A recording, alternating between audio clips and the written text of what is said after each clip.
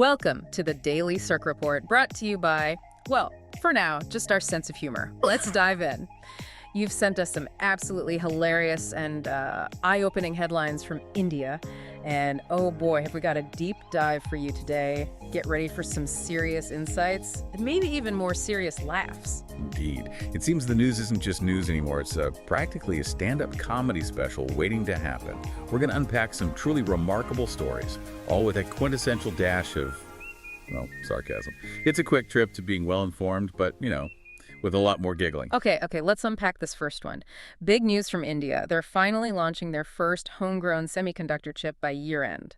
Apparently, until now, the only chips they were famous for were like potato chips and maybe those endless WhatsApp forwards. So here's where it gets really interesting. Well, what's fascinating here is the sheer ambition. Yeah. And the global implications. While the source we saw playfully suggests China might be thinking, cute, look, their baby's first chip. It does raise a pretty important question, doesn't it? How will this shift the global tech landscape, even if it starts small and maybe with a little initial humor? Exactly. Baby steps, I guess. Speaking of things that might make you laugh or maybe cry into your steering wheel, someone actually filed a court case against the mandatory ethanol-blended petrol. Why? Because apparently cars don't like their fuel being turned into some kind of half-baked cocktail. Honestly, if we're blending things anyway, why stop at ethanol? Let's get creative.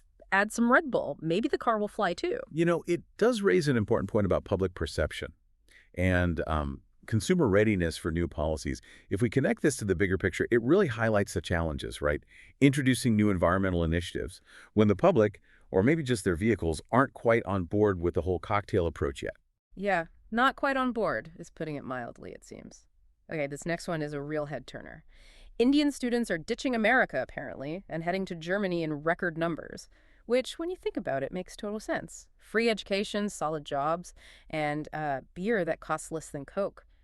Meanwhile, the U.S. is still offering, wildly overpriced degrees, a lifetime supply of student loans, and anxiety as a complimentary free add-on. Lucky them. It's a clear signal, isn't it, about changing global education dynamics and what students really value these days. And if we connect this to the bigger picture, it raises a pretty important question for institutions all over the world, actually. What are you offering beyond just the degree itself? Especially when you compare those free add-ons like crippling anxiety versus, well, affordable beer. It's a tough choice. Tough choice indeed. Okay, this next one is pure gold. Dream 11 apparently quit sponsoring Team India. Can you believe it? Imagine even fantasy cricket seems to have lost faith in real cricket. That's gotta sting. At this rate, the BCCI will have to, hit up Amazon for sponsorship on EMI, pay in installments. Well, what's fascinating here, maybe in a slightly worrying way for the team, is how quickly even major sponsorships can shift.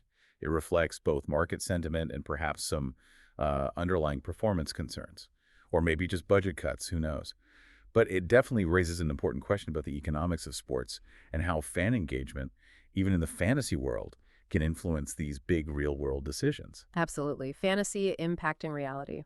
Okay, and for our grand finale of Bollywood Bazaar, we hear actor Govinda's wife has filed for divorce. Honestly, sometimes it feels like half of Bollywood marriages are shorter than the trailers for their own films. Seems like the only thing that truly lasts forever in that industry.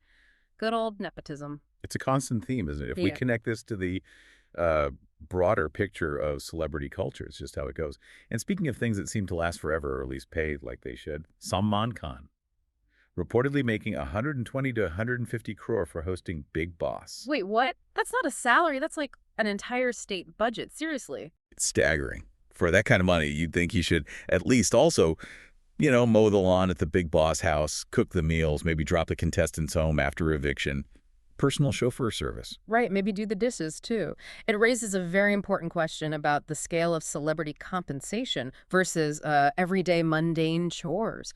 Wow, what a roller coaster of news, insights, and pure, unadulterated sarcasm. We've covered everything from tiny microchips to absolutely mega paychecks today. And hopefully you've gained some valuable, albeit hilariously delivered, nuggets of knowledge along the way. Yeah. Seeing the funny side, but also the real story. That's all for today's Daily SARC Report.